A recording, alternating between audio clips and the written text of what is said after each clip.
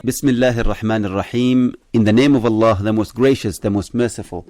Peace and blessings be upon our beloved Prophet Muhammad sallallahu alayhi wasallam. Dear listeners, ladies and gentlemen, I salute you the salutation of Islam. Assalamu alaikum wa rahmatullahi wa barakatuh. And welcome to a brand new show, The Modern Family, and a brand new topic. Today, here in the studio, as usual, it's me, Wa'il al-Harrasi, Hatim al-Abd al-Salam, and we would like to discuss today a very important and sometimes a very sensitive one as well, and it's concerning children and cooperation. Sometimes it's really good to teach them how to cooperate, but to bring an element of competition sometimes is also important. How can we balance competition and cooperation among children without actually promoting rivalry between them? We want our children to grow up, to be loving of each other, cooperating with each other. Hatim, I know that you are very, very close with your brothers.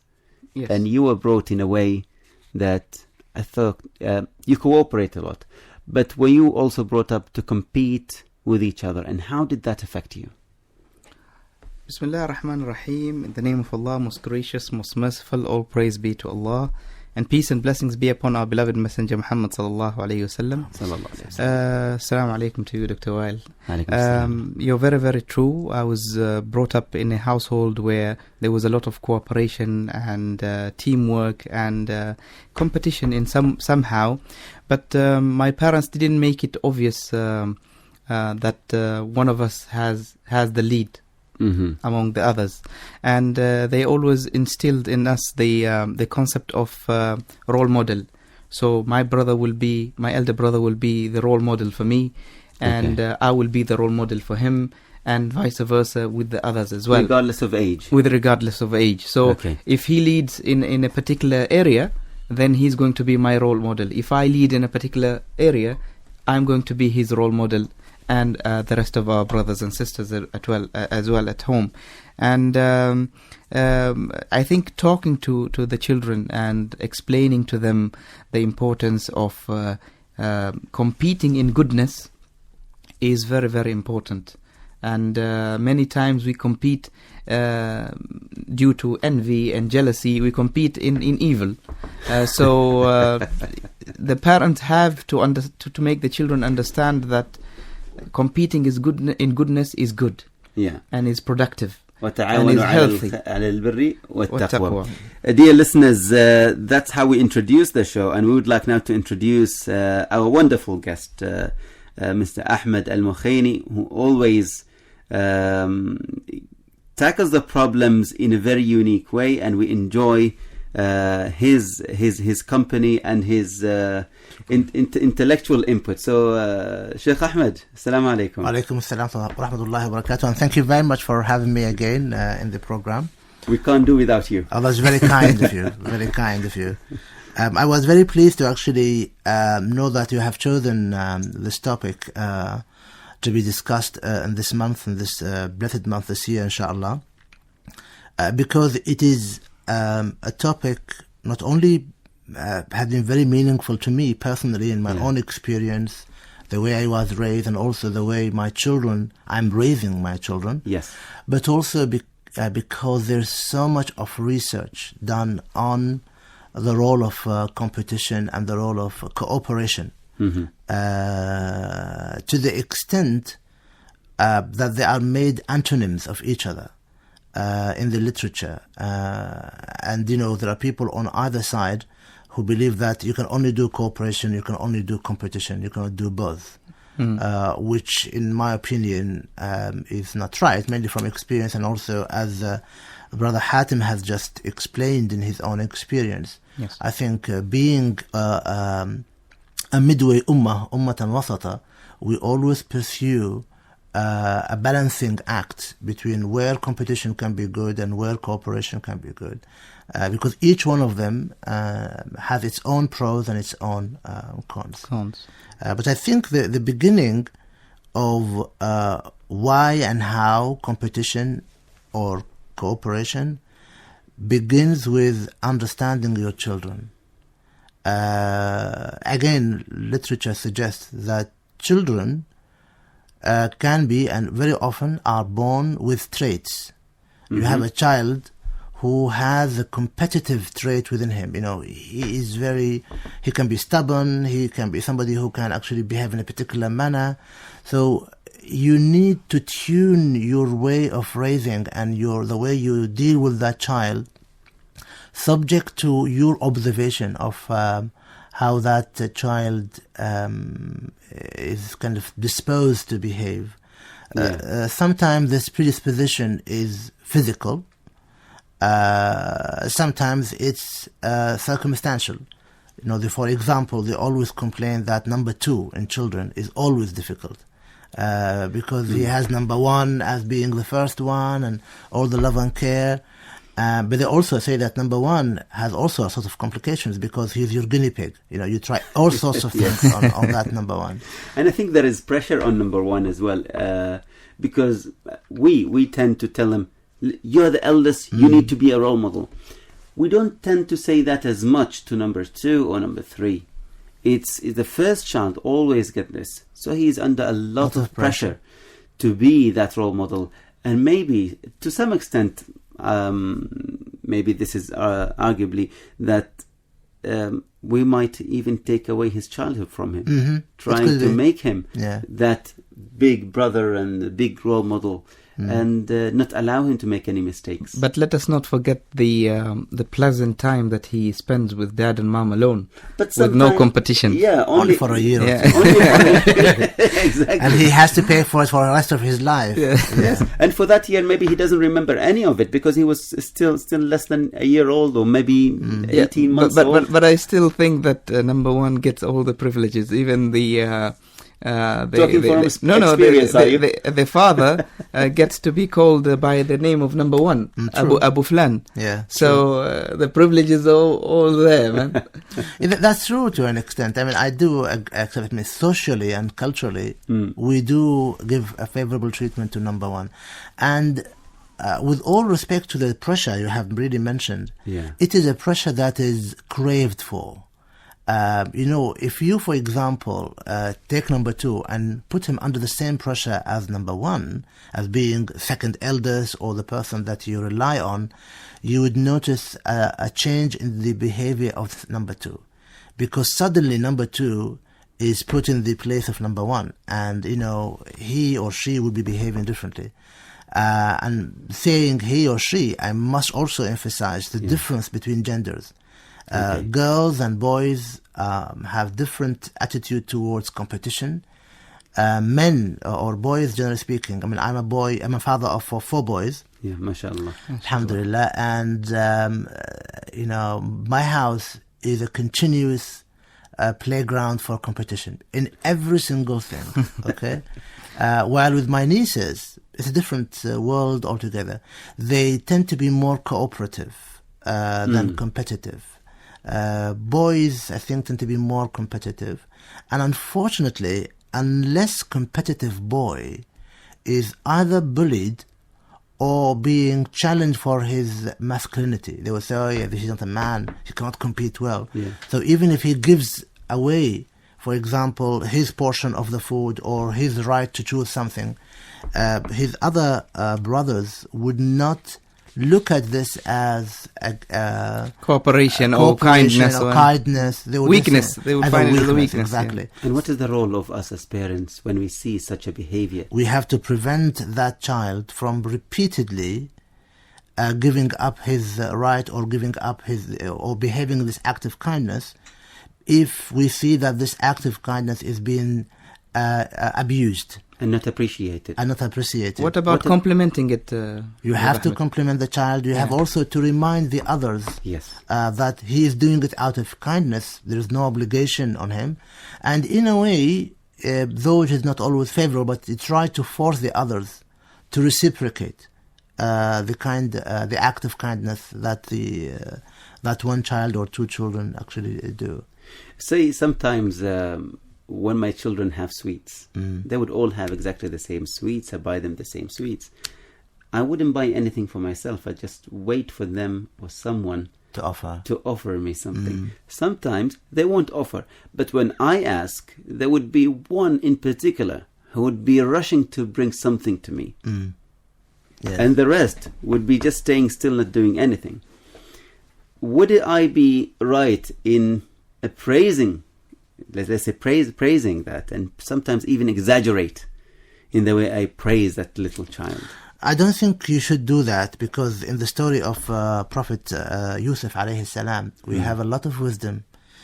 The moment you highlight or you really give one of your children, though very duly and deservedly, his place of recognition, that might create some kind of animosity.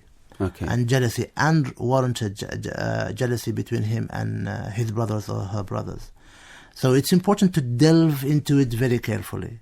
Yeah. And not to, because you don't want to be seen as being unfair parent.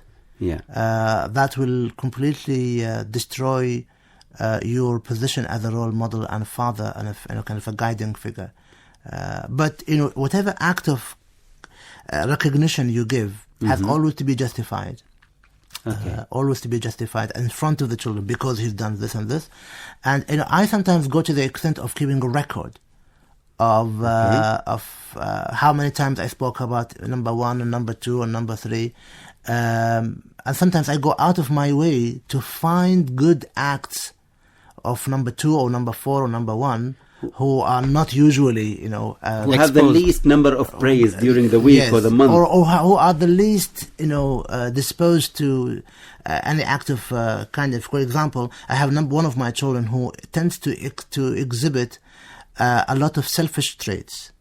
So I try to find good actions, good behavior he's done, and praise it, in order not to make him feel he's always the underdog, he's always the guy who's bad. Because the moment he depicts himself, or he draws a picture for himself of always being the bad boy, he feels comfortable in that position, that role, does not want to go out of it. This is the end of it for me. I'm in this place, I will never Whatever move. I do, no one is going to praise me. Yeah.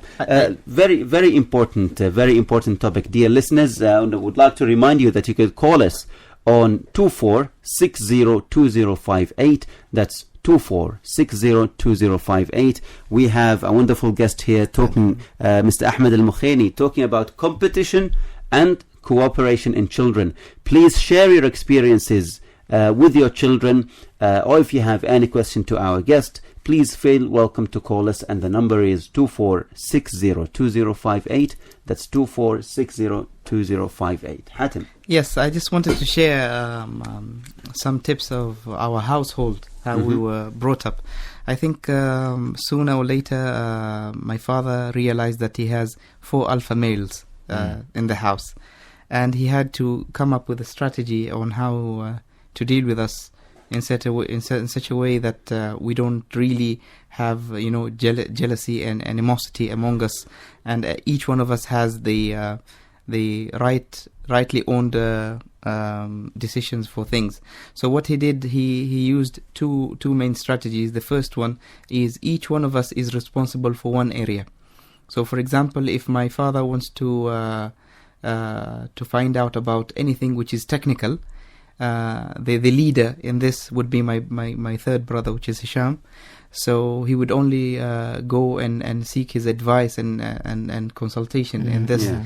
And when it comes for family problems and issues, he goes to my elder brother Haytham, and he discusses with him, and takes his opinion strongly. And when it comes to some religious matters, he comes to me, and when it comes to the business, he goes to my younger brother.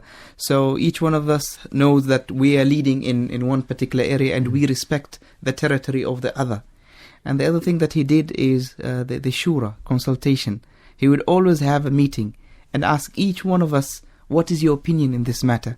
And then we would vote. We would see the decisions that we made, and then he will choose among our decisions after listening to all of us and giving the importance to each and every one's opinion among us.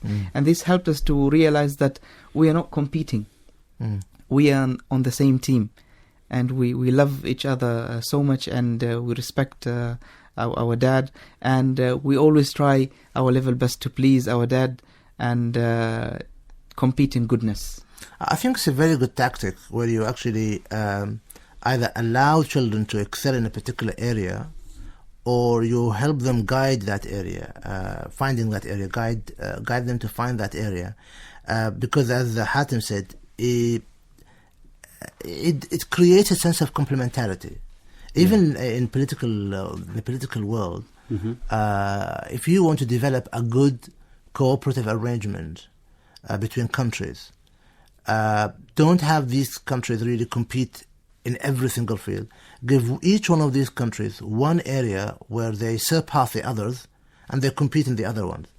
And it can be in any fashion. It can be either in particular times of the year where you actually, allow people to excel in a particular manner, or when you choose a topic or choose an area, and so forth. I'm not yet sure whether we choose it for them or we allow it to happen. Because, for example, I have one of my children who is good in making hot chocolate. Okay? Mm-hmm. When are you inviting us to help? Inshallah, definitely. Ba'ad Ramadan. Okay. And he, his brothers did not want to admit it because they don't want to admit that he is good in something. Okay? But anyway, then one day they called me when I was at work, and they were asking me to convince him to make hot chocolate for them. So I said to them, why not they ask you, your mother or the domestic assistant? They said no, because his hot chocolate is the best. So I said to them, have you told him that? Yeah. He said no, we don't want to tell him that, because then he'll his head will grow, and he'll become so arrogant, he'll be full of himself. I said no, that's not his nature, just tell him. And once they told him, and they said to him that they only enjoy his hot chocolate, he kind of felt very, very kind of fatherly towards them. Though he's somewhere in the middle, and he started actually, every now and then, who is interested in hot chocolate? And then he would start offering it. But I think the other three, that was the first and last time that they mentioned to him that he was the best chocolate maker. I think they learned, that one way of getting something out of somebody is to praise that person and to recognize that that person has something good to offer. One thing which I had done in the past with the children, which I found quite detrimental, and I learned only by mistake how to avoid it and trying to recover from it, is when my children were quite young, I used to buy 4 copies of the same thing. So, for example, I would buy 4 stories, 4 T-shirts, and of course, differences in age was one of the reasons, but I think it was mainly, for me, I did not want them to fight with each other over the use of this iPad, for example, or the use of this coloring pen or something. And that was the wrong strategy altogether. Because what happened, that this buying 4 copies or 4, replicas of the same thing did 2 things. First, cocooned each one of them in his own world. He became almost self-sufficient and not feeling the need to cooperate or deal finely and justly with the other. And the second thing is they developed selfishness because they wanted to actually see how they can keep their own things. Like, for example, if I buy 4 biscuits, so each one of them will eat his biscuit very carefully, okay, but will make sure that he consumes biscuits from the others. Okay, and I felt that was not the right thing for them to develop. So I changed my strategy with them, and now I buy one thing for them all, and I do not tell them how to share it. I just tell them they must share it, and they must cooperate in looking after it. For example, a PlayStation or a DVD player or whatever. So instead of having 4 DVD players, now they have 1 DVD player, and they all have to share the responsibility of looking after it and using it. How they use it, how they regulate the use of it is their responsibility. I don't delve into it, don't actually get involved. And I found that very quickly they developed, as young, innocent individuals, they developed their own mechanism, their own modus operandi to share and cooperate in that sense. Yeah. And that kind of led me to the understanding more concretely that individualism can be destructive at times. And it is really the core of competition, particularly in modern societies. Competition itself is not is not a negative thing, but only when it turns into rivalry, and they turn against each other. My children, I have four boys and one girl, but the four boys, two of them at a particular age group, and the other two are younger. So I put them in two different rooms, almost identical. They have two beds here, two beds there, and furniture here and furniture there. Always, when we were abroad, there was no any type of rivalry. They used to play together until we moved into this new house. I started hearing, he's entering my room, and this is his room. And I said, this is a problem now. How do I deal with it? Yeah. But lately, I shifted even the little ones into the with the elder brothers, so they sleep there. However, the other room is still their room. All they do is that they just sleep there together. They sleep together in one room, but they still have maintained their clothes and everything, and they use the other toilet in the other room. So the four of them are in one room, sleeping in one room. So at least that solved one problem. Yeah. So there is no complaints now that this guy is in my room. And have you thought of turning the other room into a playroom? It is now a playroom because it became empty and it's a playroom. They all play in one room. Good. So there are no toys in this room. They only sleep there. Okay. And this room has been. I even bought the foam,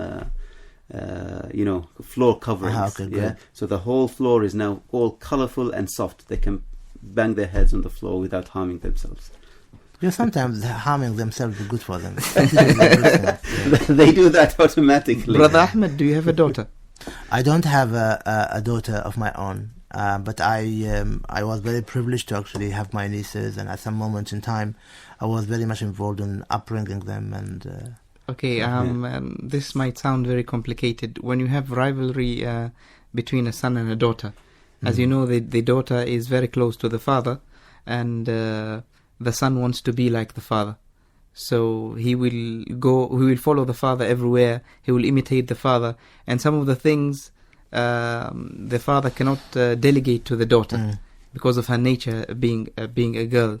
And then you start having this jealousy and envy and rivalry between the boy and the girl, which is sometimes very common. What kind of things you would think that can't be delegated to a girl? Like, for example, when the father wants to go to a wedding or funeral, he will definitely take the boy and he will not take the girl. Yes. So most of the time the girl will be left out. If the father has guests, for example, in the men's living room, most probably he will ask the boy to bring the coffee and serve the guest. And the girl somehow feels that she's left out out of all of this. And the development of the sense that the boy is more important to my father more than me starts to being very visual. So as a dad, I don't know how to handle it. To handle this. Yeah. Well, you see, maybe I can actually share the way my father raised me and my sisters, because I was the only boy among three sisters, and and let me preface perhaps my statement here with one position I have taken. And that position is that girls are not necessarily more in favor of their father. I mean, this whole idea that girls like their fathers, boys like their mothers, I think is a kind of a Western concept and maybe based on Freudian kind of analysis, which I do not subscribe to completely. Yeah. I think girls tend to behave like their mothers, in the sense they want to be the mother hen, and so they look at all the males in the family as their, how do you say, young ones, and they look after them, including the father. But because the father is the most visible and the most competed for, then it becomes apparent, or people think that, she is more interested in the father than the mother, because she sees that the mother does not need much of attention, because she is the giver, the top giver. And I think, that's something, if you can actually try to adjust in your mind, that will change the way we look at this. But the way I looked at it also is that allow your daughter to look after her brothers and sisters. Okay, the eldest daughter, who more probably being close to you.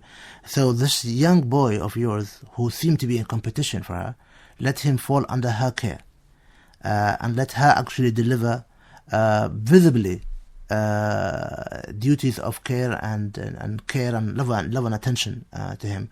That will calm her concern. She will see in him an extension of you, and she will see that all of you are subjects of her care. The way my father, for example, and my mother both looked after us, during the time of my upbringing, I can never remember that there were any kind of discrimination between me and my sisters.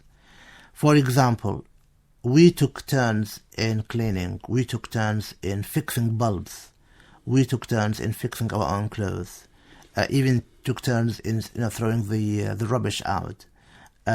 You are right. When it came to having guests at home, I was expected to bring the coffee inside, but my sister was expected to prepare the coffee. Yes. So we worked on it together, and my father and my mother made it kind of a more concerted, orchestrated effort, that it is not only my responsibility.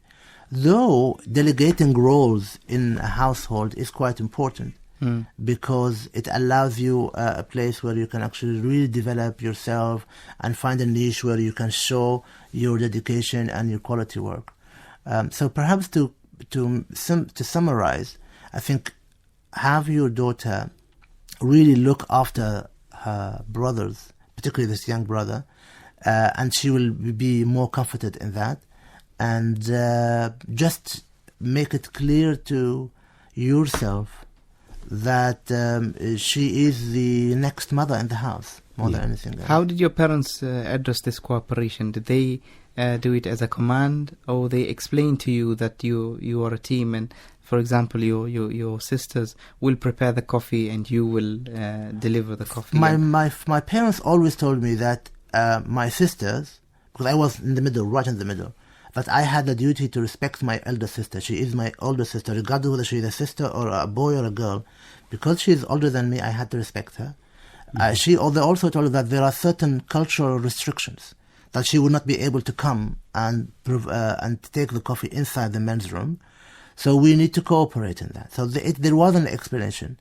We also, at home, we had certain areas of the house where it was my responsibility to clean this part, wash that part, do this.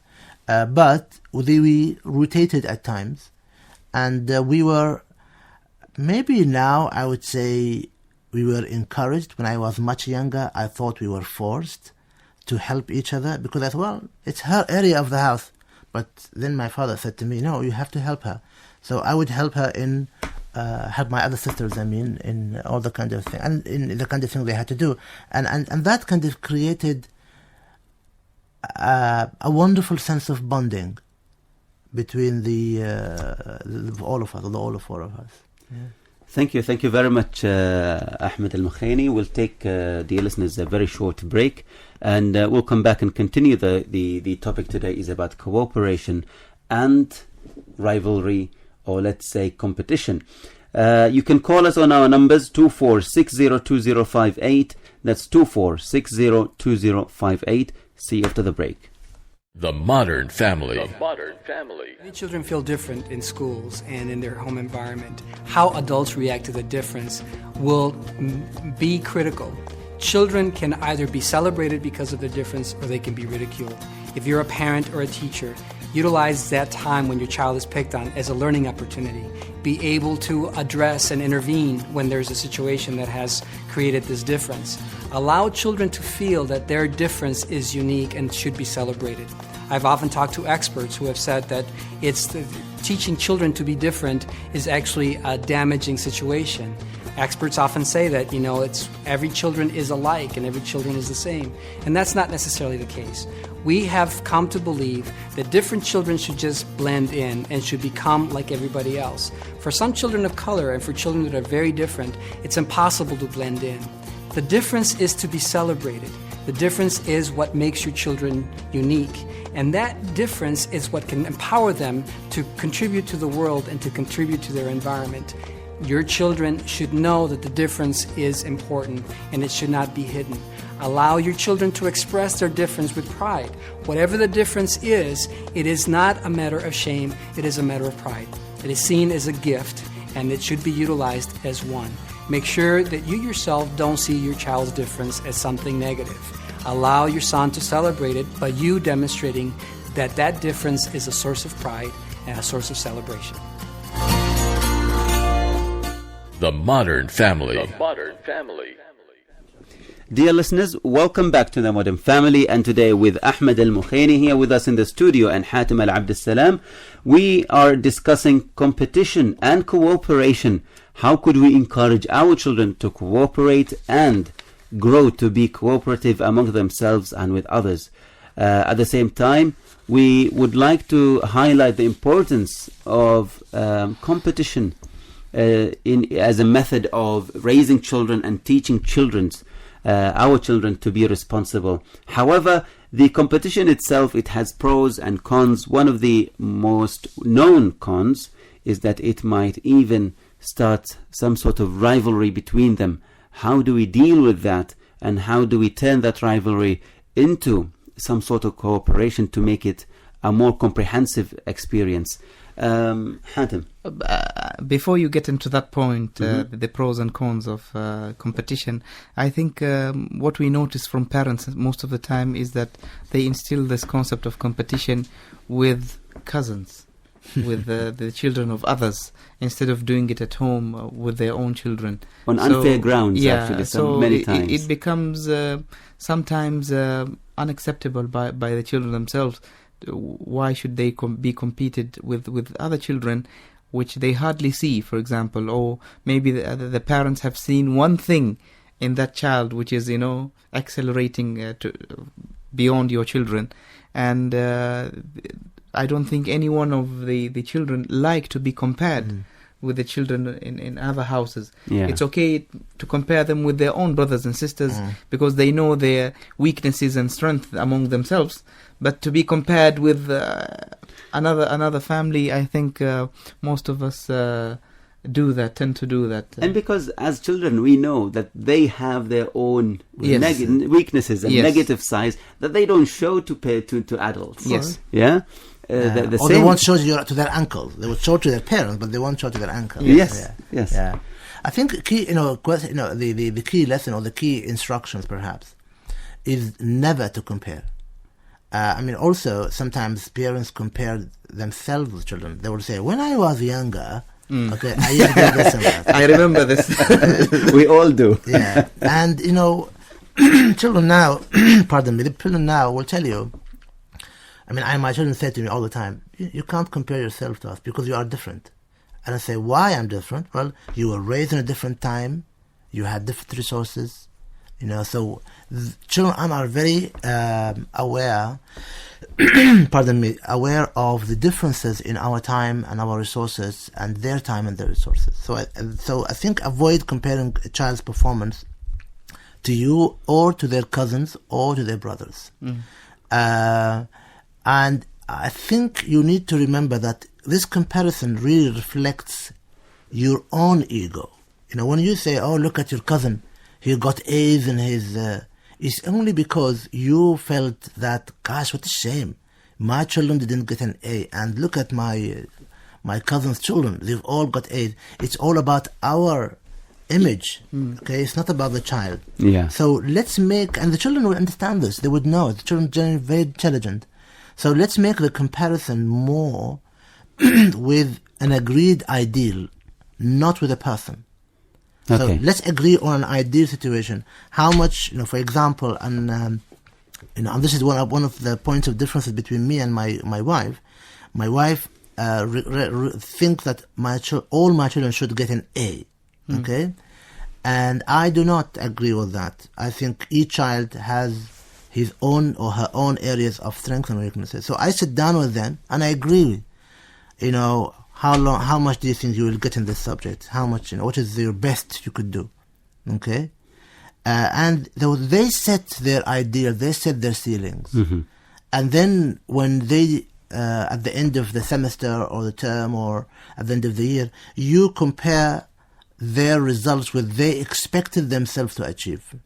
Not with their brothers, not with them. So you have involved them in deciding their target. And B, you've become fair in their eyes, more importantly than your eyes, in the assessment. Ahmed, you sound like an accountant preparing the budget and forecast in a way, for the year. It is not that, but it is almost kind of a KPI, key performance indicator. You have to get them involved. In the past, I'm speaking from experience, because in the past, I used to have one size fits all. Yeah. And then I realized it doesn't work that way. Yeah. Okay, I was creating a lot of anxiety, uncalled for anxiety, uncalled for frustration, uncalled for hostility between the children, and so I stopped doing that. I was when I teach my children to be very studious at school, and I tell them, see, you need to get full marks. However, I do not expect them to get full marks. I tell them that because I want them to work hard. And I tend to tell them that, it doesn't matter. When they come back from their exams, before getting their results, they say, I think I've had a mistake or two. And at that time, I take the opportunity to teach them that is really not important. Have you tried? I ask my children, have you tried? I said, yes. Have you tried hard? Have you studied? I said, yes. That's all what it counts. Yeah, it really doesn't matter how much you get, as long as you have tried. Well done. Yeah, but sometimes when they tell me, no, I really didn't study enough, or I realize I didn't study at all, then I really get sometimes hard on them. I said, this is a consequence because you didn't even try hard. Other people today will be very happy because they have tried. Not because they have achieved, but they have tried, and now they are happy. Today you are not happy because you haven't tried. Yeah. And I think, Dr. Wael, what you're saying is very, very important, is to encourage our children to try and to do their best up to their capabilities. Most of the time, especially when it comes to the 12th year of schooling, the results seems to be very, very important to the parents, where they can label you as a failure for that particular year. While you have people who are very successful in that particular year, the last year of high school, and then they did not do well in their career or in their further studies. But people who did, relatively average in the final year, and their parents thought that they are failure, but they found out they are good at something else in other areas, and they excelled very, very fast, and they became successful. When the arena was fully open to them instead of restricted to these subjects only, when life, the gates, let's say, of life has opened up to them, they discovered themselves and became successful. So I think both of you have really highlighted a very important concept here, is to think about the model, to think about the concept, and trying, rather than comparing with individuals. Don't compare individuals. And I think, maybe I'm stating the obvious.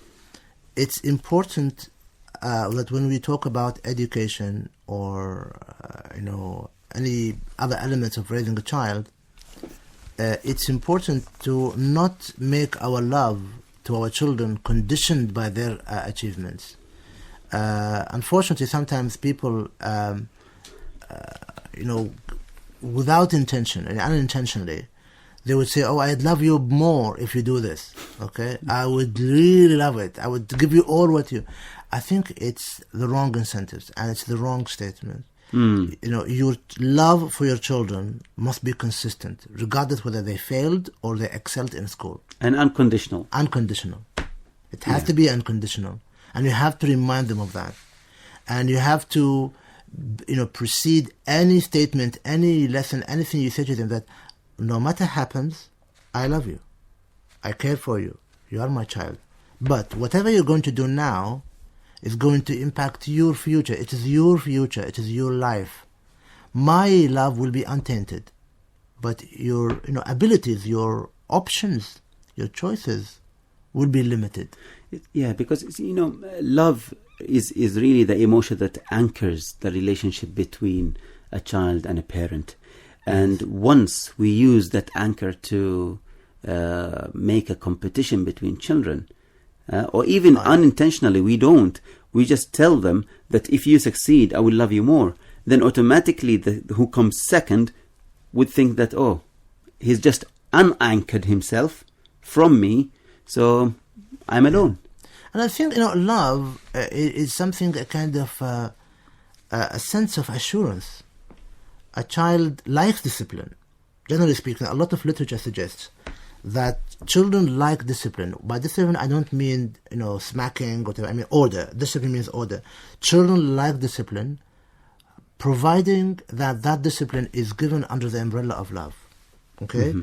And you tell them why you are disciplining them. Why do they have to wake up at a particular time of the day? Why do they have to say their prayers? Why do they have to brush their teeth? Why do they have to do that? If you give them a meaning and a purpose for what they do, they would really, understand it. They may not do it all the time. Yes. They may not comply, but just remember that you are sowing the seed. And when they grow up, and when you are no longer among them, they would remember, they would know, because those kind of purposes, those kind of emotions that we often don't express, when we express them verbally and physically to our children, it's the kind of thing that stays with them until they die. That's very important. Yeah.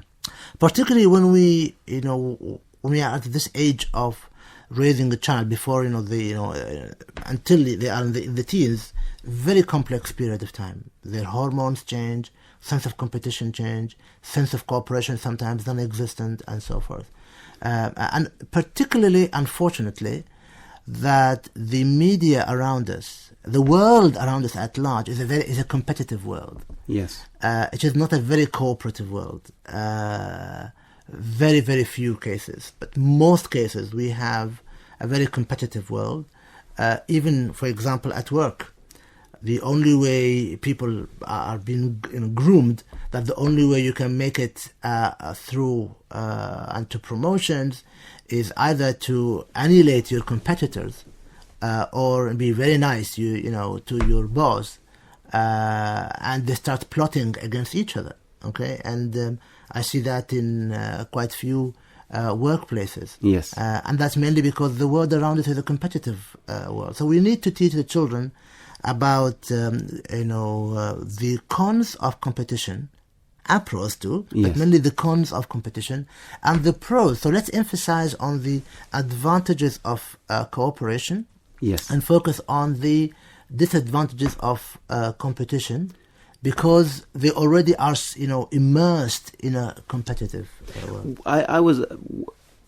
You grabbed my attention when you said the cons of cooperation as well, and I'm intrigued that to really tackle this issue as well. Yeah, definitely. I mean, let's start with the cons of cooperation, because I'm a proponent of cooperation. So I'll just say one con of cooperation, and then you can find out the rest for yourself. Cooperation can create a sense of complacency, can create a sense of laziness, of really relying on the others, because you will do the least. You don't have to push yourself in a cooperative arrangement. You would rely on someone else who's going to help you. And the most common form of cooperation is teamwork. And I'm sure you and Hatim and quite a few of the listeners have come through experiences where you worked in a team and only two members of the team were working, and the rest were just waiting for the results to come. It happens at home. It happens at home when I have two of my boys. One, if you tell them to do something, he'll just do it, mashallah. And the other one, you really need to tell him 1,000,000 times to do it. So when you tell them to go and clean up their room, always, 100% of the times, one of them would come and say, Dad, I did all the work myself. Maybe the other has skills in supervising. Yes. You have leaders and you have followers. So because if you tell him to pick up books, it is that time that he really craves to read. So he'll open up one book and read. If you tell him to pick up the Lego, it's a brilliant time for him to actually start and play the Lego rather than clean up the room. Yeah. So I can see the cons of cooperation. He's an opportunist. He takes every single opportunity. Well, again, I mean, it's like water. Water always takes the easiest way around, to flow. Yes. So I think children try to not to find the least resistant route in that sense. But cooperation, and I was really reminded of this by Hatem's use of the term skills in leadership. Cooperation is more conducive to leadership. Mm-hmm. You would see it, in people who can pull others with them. A person who cannot pull his team members with him or her, you can tell that they are not really leaders. I mean, and cooperation, the way you actually, this best explained, is that it expands your resources. You have one mind, but with two people you have two minds. And you have two hands, with two people you have four hands. And you have, let's say, 1 riyal with one person, with two people, you have 2 riyals. And you can do more with 2 riyals than 1 riyal. So it's the expansion of limited resources. And economists, sociologists, politicians, or political scientists always talk about limited resources as the main pivot for competition. We compete in the economy because we have limited resources. We compete in politics because we have limited seats in parliament, for example. We compete in all sorts of life just because of limited resources. Even biology-wise, and the instinct of survival is because we have limited resources. So I think if we remove the notion of limited resources and we agree and make people that, okay, you just work together and you pull all your resources together, then they learn the beauty of cooperation. I'm laughing now here because I remember one case in one of my children. When I asked him to actually put the resources together, he said, "Okay, no problem, but let's document that," he said. So he actually wrote down on a piece of paper the contribution brought by each of the brothers. And then he said, and he insisted on writing. You're talking about a 10-year, 11-year-old boy, okay? Minutes of the meeting. Yeah. He insisted on writing down how we use these resources. And if the project of cooperation was not successful, how the resources are divided back. Okay, and I said, "My God!" At this stage, but there are some people who are born with this kind of articulate, separation and desire. I think we need to respect that, and we need to also allow them, because then they can actually draw a comparison between competitiveness and I don't think in my case I would only respect that, but I think I'll take advantage of him and let him draw my contracts. Perhaps. No, I mean, maybe next time I'll show you one of the documents he wrote. I remember we were traveling to the Emirates, and he was fighting with one of his brothers, so we brokered a truce between them. Okay, MashaAllah, you have the whole country in your house. Yeah, so he actually insisted on documenting the truce on a piece of paper, and what would be called, what will qualify as a breach of that truce from his side or his other side. And we have the document. I said, this is Camp David agreement. Well, he needs to study law in Harvard or something. I told him, but I don't think he is interested in law. He isn't interested in law at all. So, so cooperation has, in my opinion, has a lot of advantages. It's more to it's more in line with our societal and social nature, and it shares resources. Educationalists believe that there was some literature review, and they actually collected all the research done on cooperation, competition in education. And they found out that 65% of the research findings suggested that cooperation is more conducive to children learning and children self-esteem development. Okay. And I think 32% of the research found that it doesn't make a difference whether you use competition or cooperation. It's all about the culture that they are raised in. Okay? And the remaining percentage, I think it's about 7 or 6, suggests that competition is more conducive.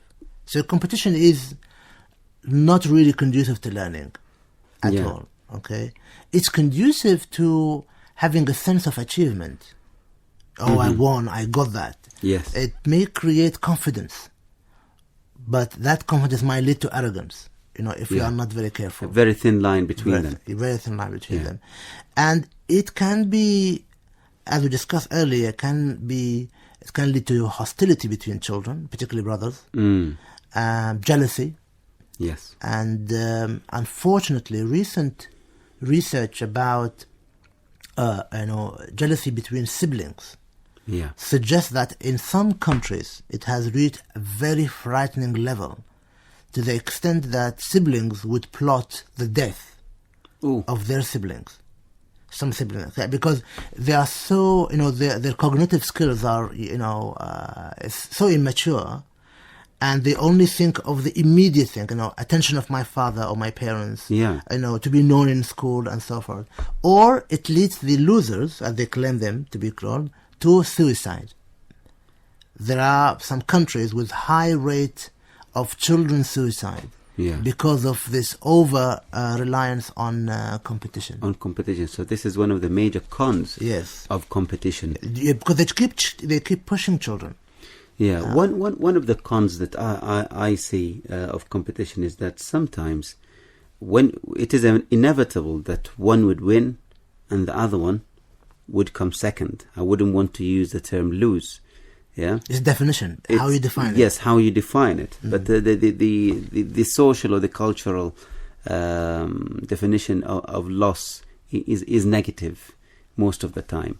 So one would win and one would come not second or not win or lose, let's say. Okay, how do we deal with one of them not to feel superior to the other, and to prevent the second not to feel down or inferior? How to deal with that in a household? Because you still want to keep up some sort of competition, but have some grip on the emotions with children. In my experience, and in some of the literature I actually came across, is to actually go for a multi-level reward system. Okay. So you go first prize, second prize, third prize, and fourth prize. Okay. And people who tend to feel more comfortable to go always to the third prize, you work on them. You actually target them and try to encourage them to, in the next competition, to become number one or to become number two. Yeah. So you have to target the below number one people, and then it's all in your statements. For example, you have to explain why. And and I know in one or two, at least one or two instances where one of my children got number one. In the competition we were having, I am the best. You have to. So I said to him, you are the best in this, not in all. Yes. Okay. So you really limit that sense of arrogance to them. Then I also, as I said, you go for the person who feels very comfortable in taking number 3 position or number 4 position. Yeah, doesn't care. Because he has his own interest areas in which he wants to be number 1. So you find out which areas he would like to be number one, and you create a competition where one day he will become number one. Okay. I think my father used to practice one method with us. What he did is always he would gather us in the living room, and then he would ask all of us to salute one of the brothers. He would say, "Today, I want you all to salute this brother because he's the best among you for getting up early. Okay. Tomorrow, he will salute another one. He's the best among you in making up his room. The third day is someone else." So each one of us would recognize the achievement of others, and we would feel that, okay, I am superior in my area, but it doesn't mean that I am better than someone else. And it really worked, and we always looked forward to be saluted, you know. You know, it's very important. All your brothers wouldn't want you to salute, you know. That why would you salute him? But you know, you have the command of the father there. Said, "No, I'm ordering you to salute him." And it made a big difference. It makes a big difference. It's real recognition, coupled with some reward, some physical reward, material reward, is important. It encourages children. I know there are some people who say that you encourage materialism in child by giving them rewards or recognizing them. Yes, maybe, but I think at that moment in the child's development, that's very important for them. I cannot expect of a child to be ethical from a categorical perspective. They have to have some consequence to it. Yeah. You know, for a person whose cognition is mature and he has a sense of responsibility or a sense of guilt, yes, they can think about it for themselves. But for a child who is not yet used to it, I'll tell you a problem. I want your take on this because you've raised this issue now. My third boy fasted for the first time, and I gave him half a riyal for fasting one full day. The eldest boy came. He said, "I've been fasting as well, you know." I've been fasting. The businessman. And I've been fasting all month so far, and I'm intending to finish it all. What's the amount of extra idea you are going to give me this year? Yeah. What I did, I said, "Listen, boy, you've grown up now. Yeah. I used to give you money before when you were little, like your brother. But now you are 10 years old or 9 years old. What you need to really seek is the reward of Allah subhanahu wa ta'ala, which is worth millions of times more than the 100 riyal I would give you. Yeah, if I give you 100 riyals, it's nothing compared to Allah, Allah's reward." What is his age range? He's 9 years old, 9.5. I know. That's why I know. Dear listeners, you've just seen the look I was just given. 9 years, for goodness sake, this is 9 years I think old Dr. Weil is saving some money, you know. Okay, so his response, he just left away. He just left. He was not convinced. Yeah, he didn't buy the idea. He didn't buy it. What is your advice in such situations? I mean, first of all, I think you should give him a reward for fasting, because you don't want to be seen unfair. Okay. And from now on, whenever you make a bargain or an agreement, try to make it clear that it is very specific to this child. So, for example, suppose you want to encourage someone learning the Quran by heart. Okay, you can give them a reward. Okay, and the reward will vary according to the number of verses they learn, the age of the person. So you make a scale, and that scale would respect the individual differences. And also give them that fair treatment. Okay. So just give him something. So I will, inshallah. Last year it was Eidiyah plus something for fasting Ramadan. This year I thought maybe not, but I'll take your advice. And I don't usually do it for fasting Ramadan. I would do it for the Quran. I have my children and I encourage them. There are two ways. There are, There are times where they have to learn the Holy Quran because of school or whatever, and I also give them some reward. And also during Ramadan or other times of the year, when I want them to know one volume, or something, I give them, or major surahs. Okay, I give them very high rewards, and I keep it as a challenge. And they say to me, and I actually produce the money, because children can be a bit challenging. I take the money and I put it in a box in front of them.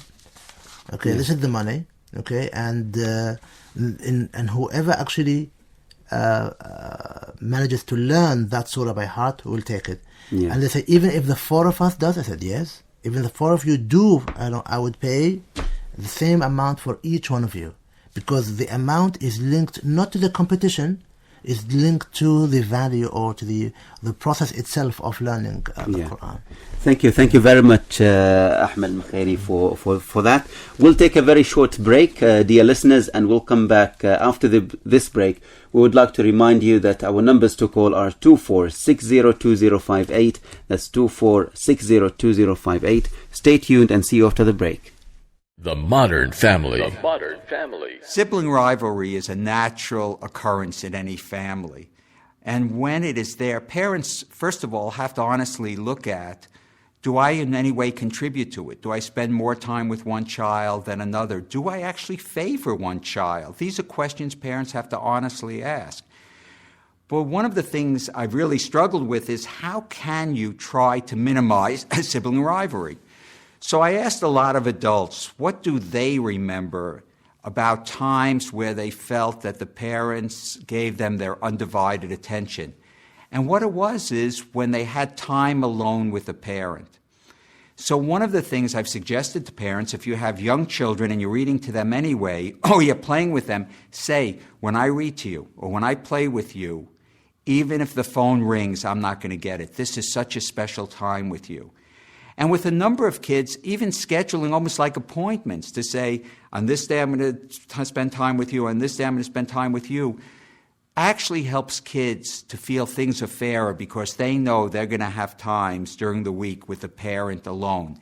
This isn't going to totally do away with sibling rivalry, but what it does is it helps structure things in a way where the child feels, I am really getting to spend time with each of my parents, and I am getting time alone without any disruption from my sibling. The Modern Family. Dear listeners, welcome back to The Modern Family, and today we are discussing rivalry, competition and cooperation amongst children. How to deal with the issue of cooperation and competition with children. And with us in the studio, with me, Wa'il Al-Harrasi and Hatem Al-Abdsalam, we have our wonderful guest, Mr. Ahmed Al-Mukhaini. I would like to ask you a question about putting together competition and cooperation together. There are some times where you need to really integrate both together. As an example, you mentioned memorizing the Quran. I could have two children, maybe twins or very similar age group, who are competing to revise or memorize, let's say, chapter 30, Juzu Amma. Whoever finishes will get 10 or 15 riyals, or will get a reward. They understand it is a competition between them. How do I also teach them to cooperate? So when someone needs to help, some sort of help in memorizing or listening to the other, so they are cooperating and competing at the same time. How can we instill that in children without them seeing that, oh, he's taking advantage of me? Well, multiply the reward in the sense. Don't say only one will get the reward. So if both of them memorize the chapter 30, say volume Juz' Amma, volume 30, then you would repeat the reward. So each of them. So the competition, unfortunately, is often confused with success. There are two different things. Yes. Okay.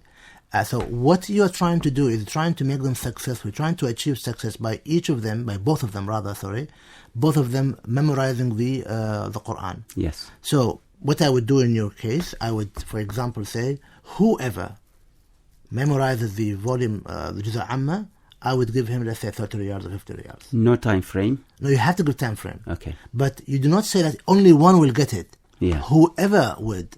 Yes. Okay? So the moment you do not make one winner and the others are losers, khalas, you have killed competition.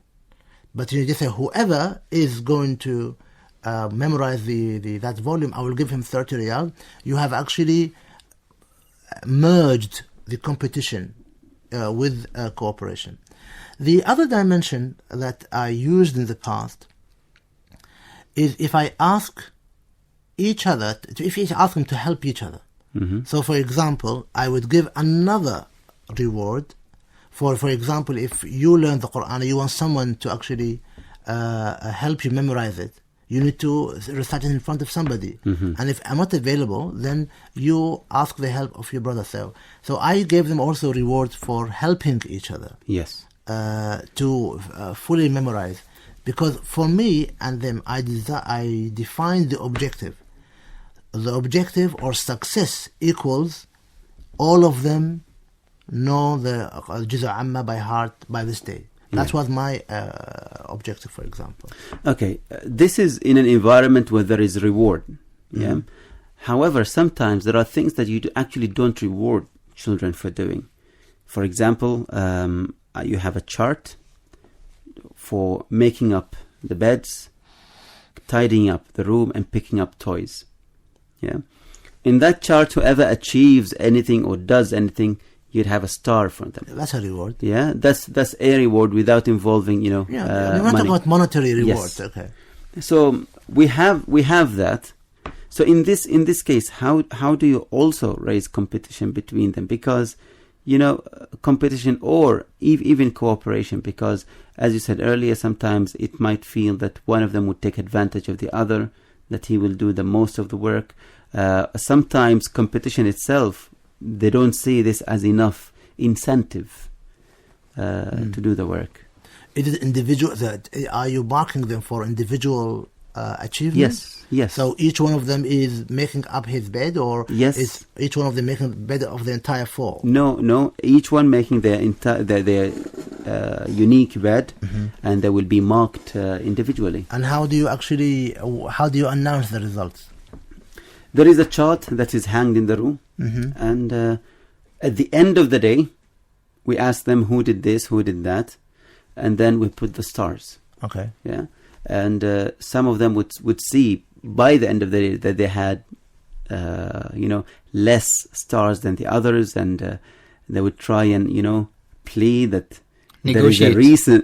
There is a reason. Time, yeah, there is a reason why they were not able to do that. Mm-hmm. Yeah. Mm-hmm. I don't know. In this, how do we raise? How let them cooperate?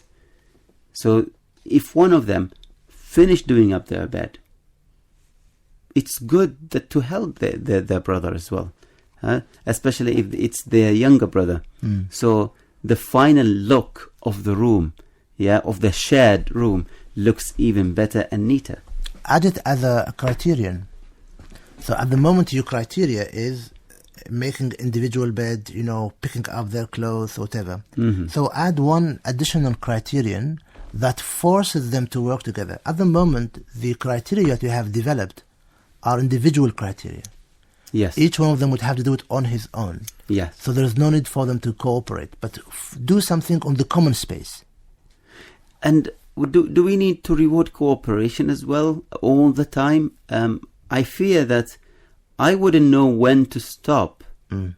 And I also fear that if I stop the reward for cooperation, they would stop cooperating. I wouldn't have the worry for competition.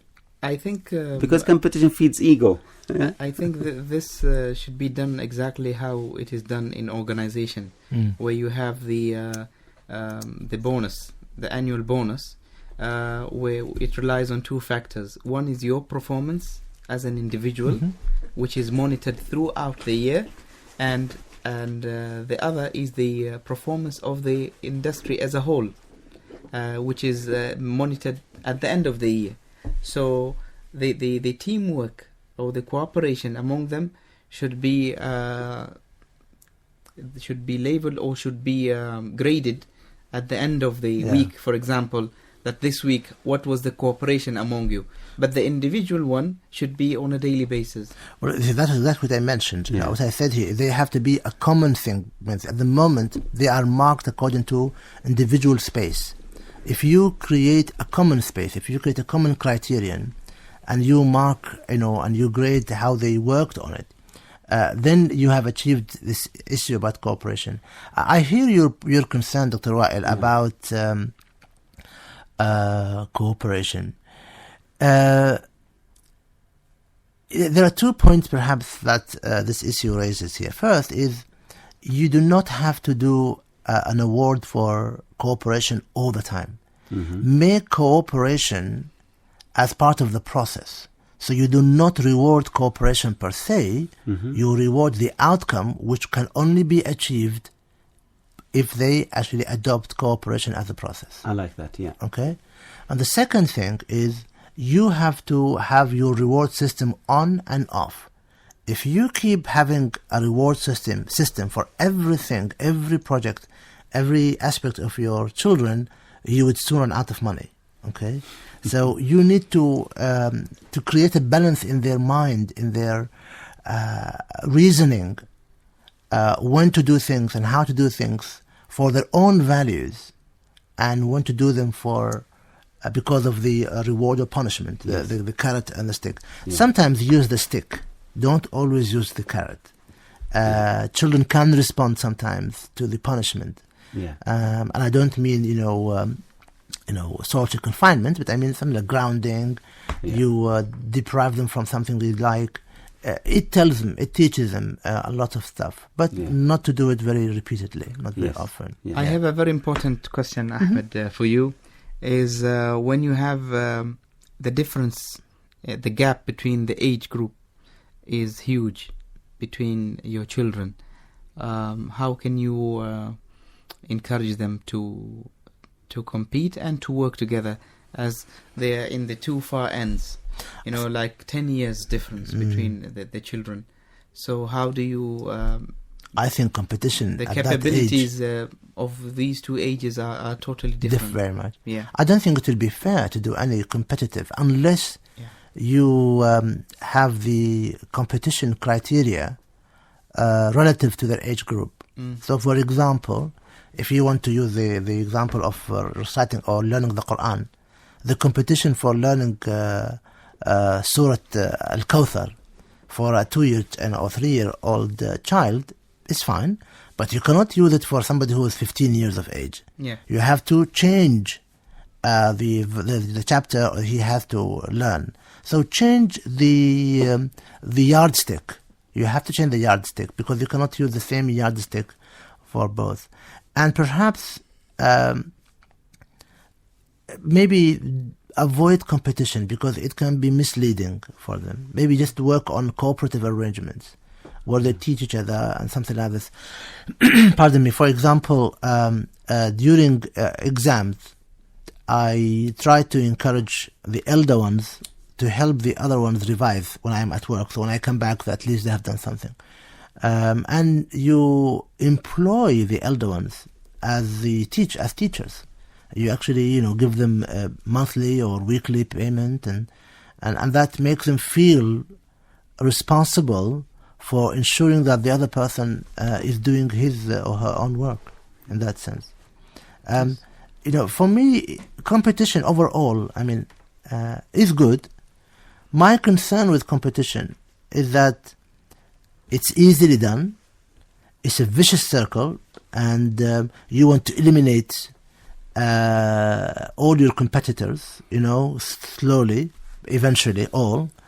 And the only way you can break that vicious circle is by cooperation, is by teaching that person they cannot live on their own. They have to live with others. They have to cooperate with others.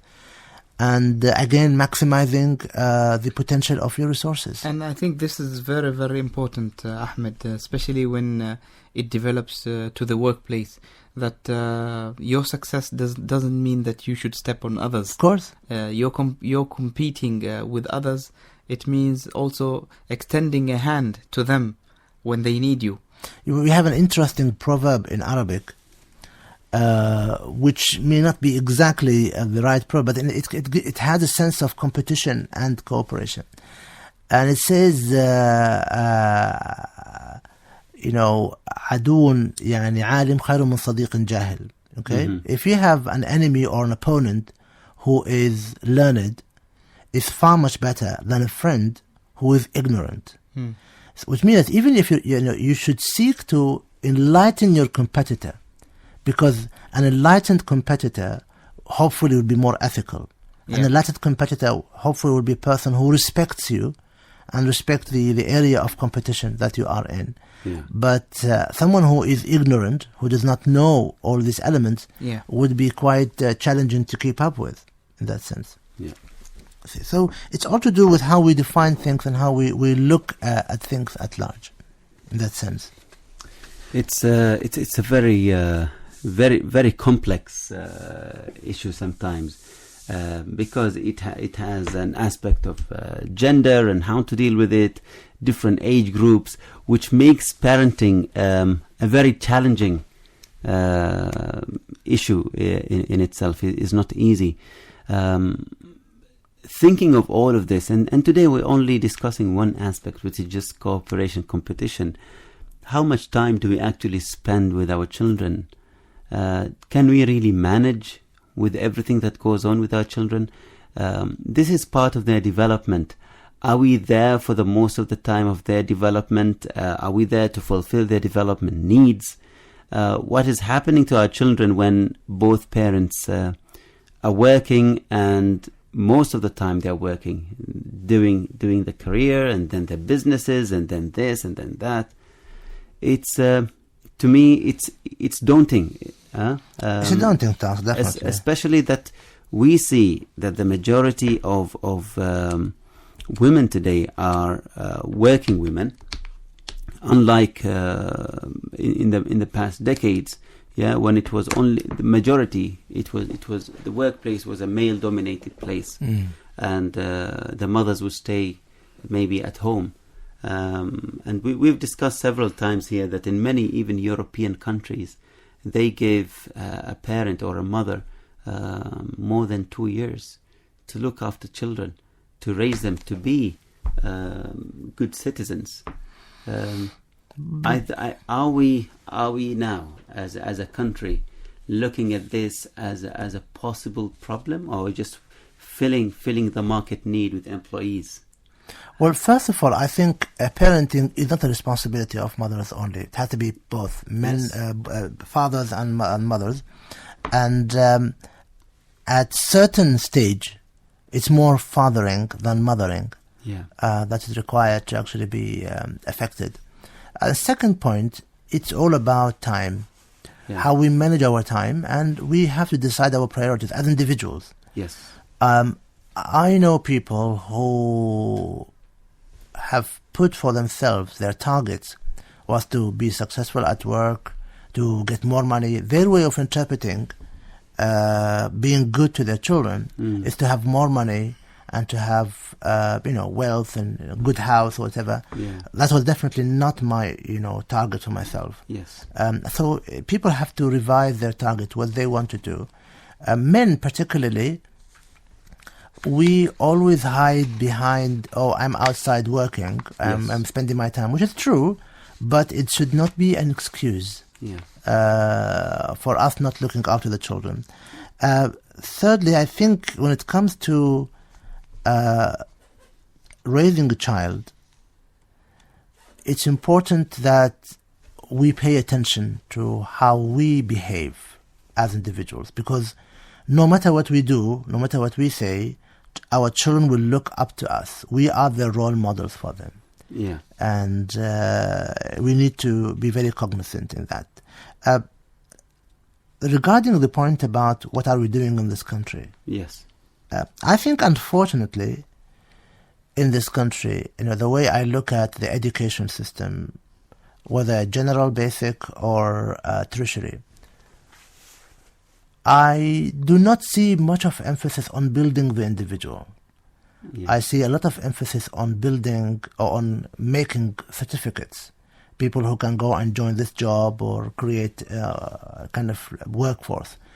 There is a lot have been left to parents, where parents will be responsible for making the individual. Yes. And with the challenges you have mentioned about economic changes, the need for both parents to be away, in the West, for example, there is a lot of emphasis, though it's dying actually, unfortunately, there has been some emphasis on building the individual in schools.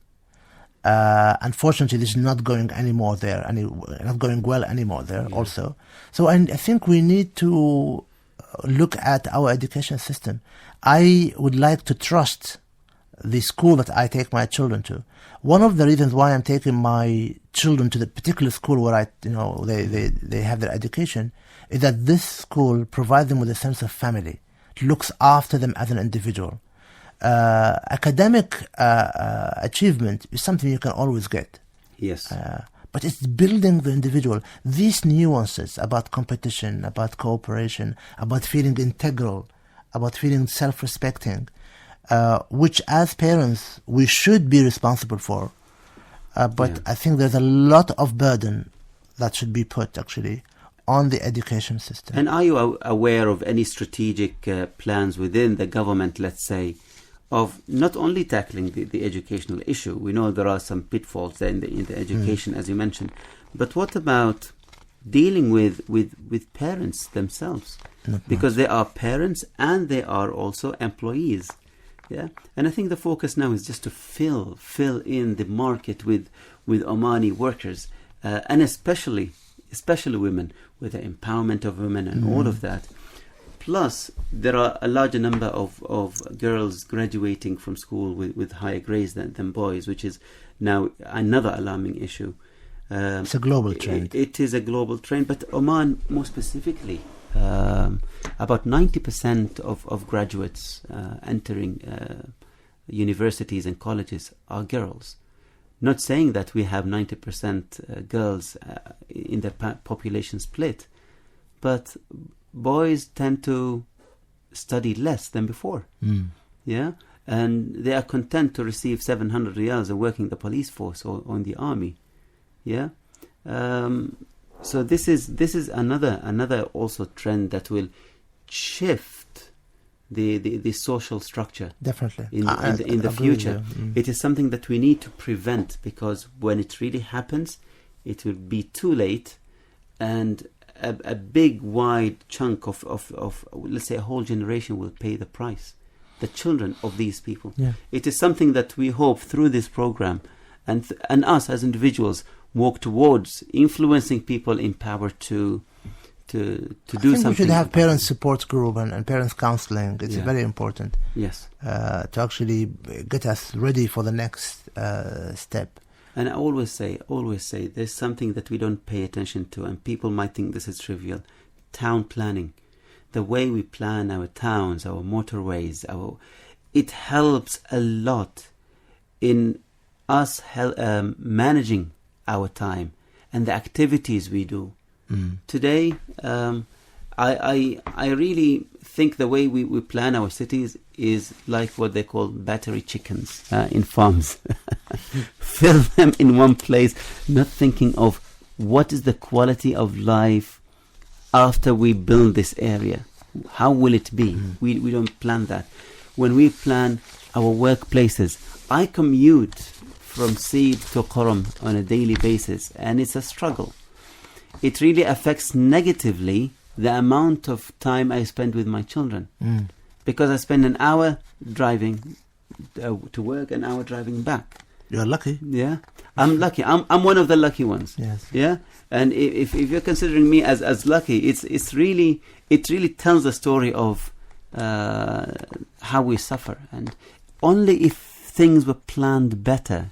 See, all the ministries, all the companies are in one area. Yeah. If they shifted them, and now, for example, PDO, is thinking of building another branch of it somewhere beyond Ma'bela.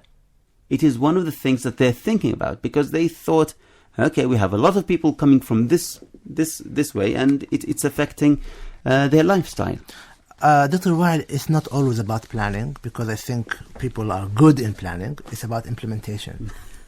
And here in Oman, unfortunately, if you go to any ministry, the number of plans, the strategic, documents they see, and then at the end of the day, they implement whatever is subject to understanding of one person or two, or maybe the interests of one person or two. Yeah. And that's the main problem. And I think also, as a nation, we have become slightly plagued with a sense of entitlement. We need to pull our socks up and, really expect that, modernity has its own prices. If we want to do away with big families, extended families, kinship-based settlements, then we have to be prepared for that. I think we need also to be very, very intelligent and smart and find other ways to adapt, and make life around us better. Mr. Ahmed Al-Mukhaini, thank you very much. Today's topic was a brilliant one, and no better person to tackle it than yourself. We enjoyed your company and the stories of your children and Hatem as well. Thank you very much, dear listeners. We'll see you tomorrow, inshallah, with a brand new topic. Until then, Assalamu alaikum wa rahmatullahi wa barakatuh. Alaikum salam.